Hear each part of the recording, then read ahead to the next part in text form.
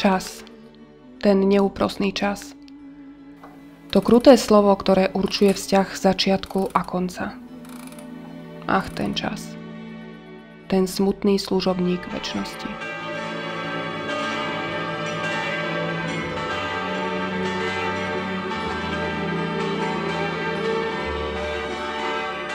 Nikdy som si nemyslela, že život niekedy tak veľmi bolí. Ale aj napriek všetkým trápeniam sa musí ísť ďalej. Pozeráte do diaľky a vidíte iba tieň.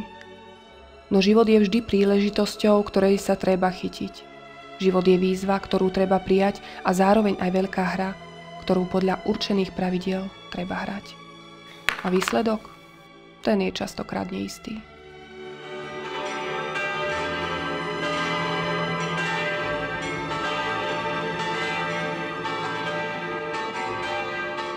Keď zvonil zvon, nikdy som sa nepýtala komu.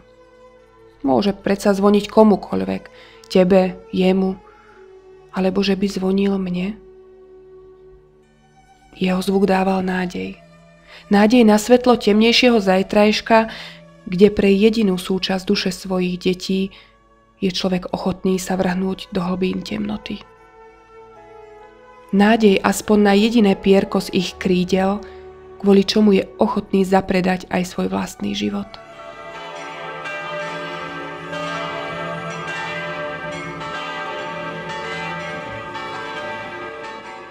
Najkrajší raj, z ktorého človeka nemožno vyhnať, je raj spomienok. Ten raj, ktorý je úbohou paródiou na sny žijúceho sebevraha. Ten raj spomienok na boj, ktorý aj tak nikto nemá šancu vyhrať.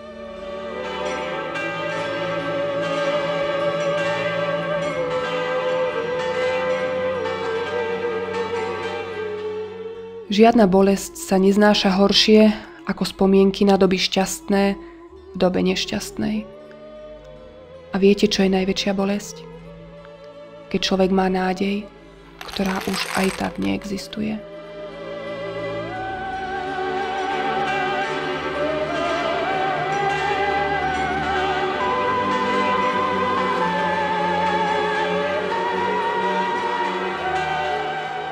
Aké je to vlastne zomrieť? Je to niečo podobné ako narodiť sa? Lenže to sa asi dozvieme, až keď naozaj zomrieme.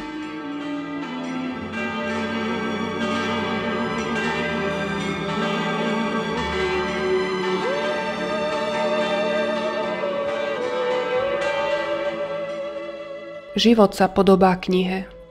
Blázon v nej letmo prelistuje, no múdry pri čítaní premýšľa, pretože vie, že tú knihu možno čítať len raz. Život je najhoršou chorobou, ktorú môže vyliečiť len smrť.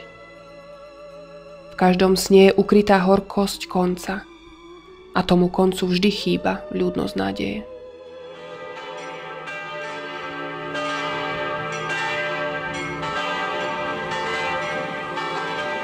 Mŕtvy človek nie je ten, ktorý prestal dýchať a jeho srdce prestalo byť. Mŕtvy je ten, kto prestal snívať a kto prestal veriť.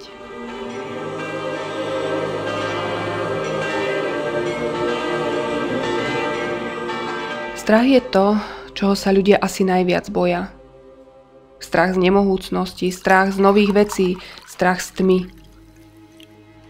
Preto vždy je lepšie zapáliť aspoň malú sviečku, ako potom tú tmu a nemohúcnosť preklínať.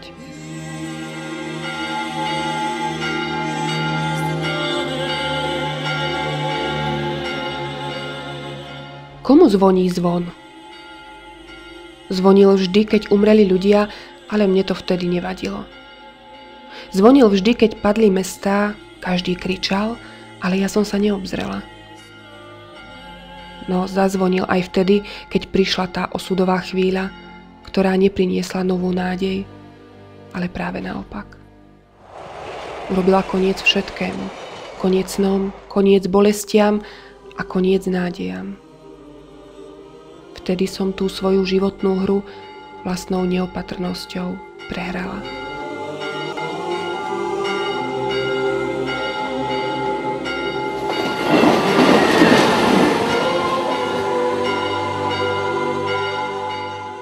Lúčenie je chvíľou, keď je potrebné byť hrdinom. Je to chvíľa, keď je treba zahlušiť bolesť a vysmiať sa snom. Povedať dovidenia a vedieť, že už nikdy. Už nikdy.